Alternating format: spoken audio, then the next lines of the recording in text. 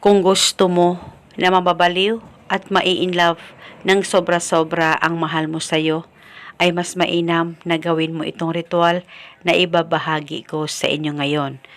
Ang gagawin mo lamang, kumuha ka ng garapon, malaki o maliit na garapon na may takip ay pwedeng gamitin. At pagkatapos, lagyan mo ito ng kalahating tubig at maglagay ka ng 1 kutsarang asukal, white o brown sugar ay pwedeng gamitin. At pagkatapos mo na itong malagyan ng asukal, maglagay ka ng kalahating kutsarang asin. At kumuha ka ng papel at panulat at isulat mo sa papel ang kanyang tunay na pangalan at apelido ng 3 beses. At pagkatapos mo na itong masulat, ay tupiin ang papel kahit ilang tupi at ilagay mo ito sa loob ng garapon na inihanda mo na may tubig, asin at asukal. At pagkatapos mo nang malagay lahat, ay patakan o lagyan ito ng kaunting pabango mo.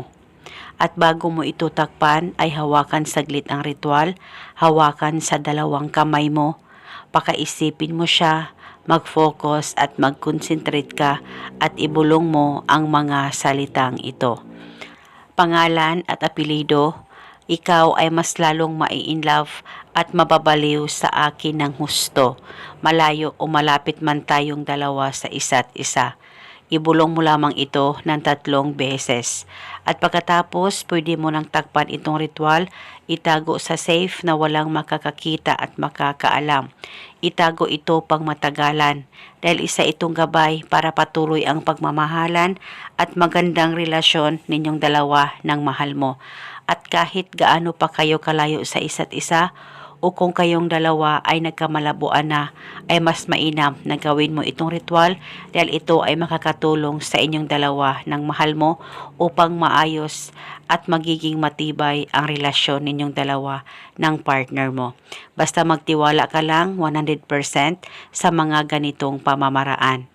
At ito muna sa ngayon, maraming salamat po sa panunood at hanggang sa susunod ko pong video. May God bless us all.